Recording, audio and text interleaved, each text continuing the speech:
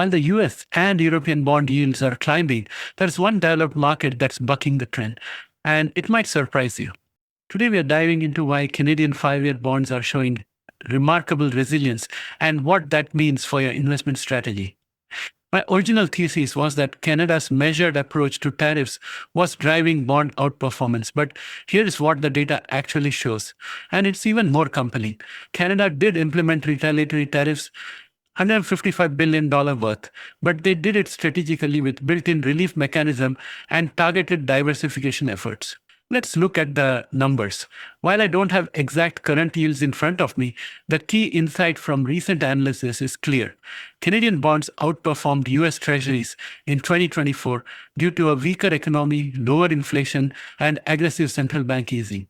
The Bank of Canada has been more aggressive in cutting rates compared to the Fed, which typically pushes bond yields lower and prices higher.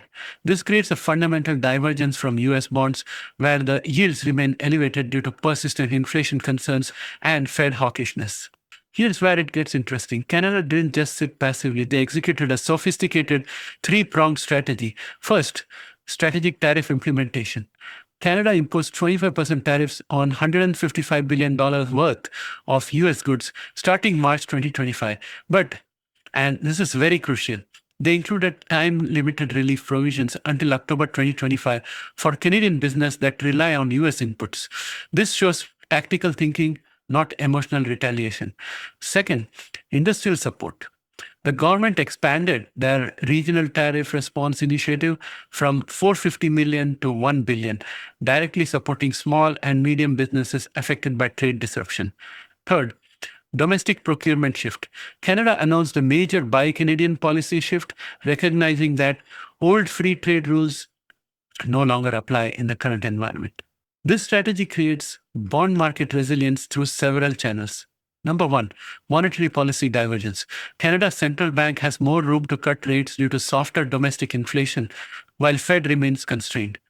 Lower rates support bond prices. The second is economic cushioning.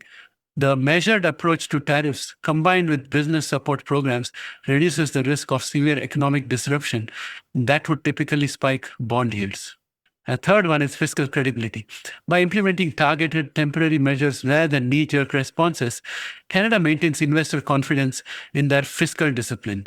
And the result? Well, Canadian bonds have become a relative safe haven in a world of rising yields elsewhere. For US stock investors watching this, here are three key takeaways. Number one, currency hedge. Canadian bonds offer exposure to a currency that may strengthen as commodity prices rise and the US dollar faces tariff-related volatility. Number two, yield advantage. While Canadian yields potentially staying lower with US yields on the rise, Canadian bonds offer better total return potential in the near term.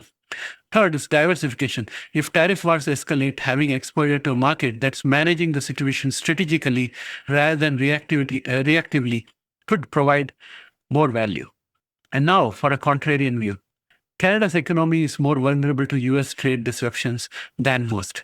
If these tariffs persist, economic growth could slow significantly, potentially forcing even more aggressive rate cuts that might eventually undermine the currency.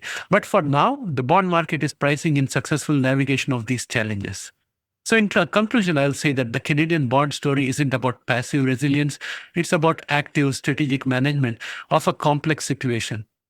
While US and European bonds face headwinds from persistent inflation and hawkish central banks, Canada's combination of monetary flexibility and targeted fiscal response, I think, is creating relative outperformance. And from my perspective, since I also do real estate investment and real estate sales, I'm thinking that this is going to help a little bit for the Canadian housing market, because there is going to be a sea of mortgage renewals when people who took mortgage earlier, 3 or 4 years ago, start to come in for renewal. And during that time, as it is, they were facing a very high rate at renewal, more than twice.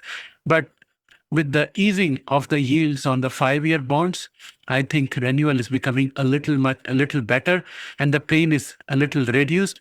And this all works towards giving a little bit of resilience to the housing sector, which underpins a significant portion of the Canadian GDP. So overall, my friends, this is what I think is happening here. And I'm quite happy the way Canada has been moving so far. And I hope it continues to perform the same way going forward. One of the benefits for us is that our Prime Minister, Mark Carney, has been a central banker before, and he has got extensive experience with monetary policy. And I think he would play very well with Tiff Macklem, our Bank of Canada governor. And between them, they would be able to get the synergies out of the fiscal and monetary policy, and thereby try to shield the Canadian economy from a lot of damage that could come out as a result of the volatility created by the unpredictable tariff regime.